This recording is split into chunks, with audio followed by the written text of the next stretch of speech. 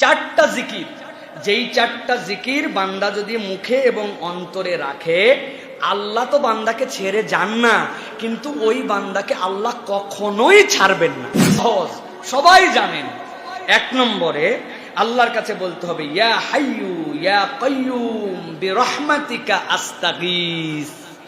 দুই নম্বর লা ইলাহা ইল্লা আনতা সুবহানাকা ইন্নী কুনতু মিনাজ জালিমিন। তিন নম্বরে ইন্না লিল্লাহি ওয়া ইন্না ইলাইহি রাজিউন। চার নম্বরে আল্লাহুম্মা আজিরনি ফি মুসিবাতি ওয়া আখলিফ লি খায়রাম মিনহা।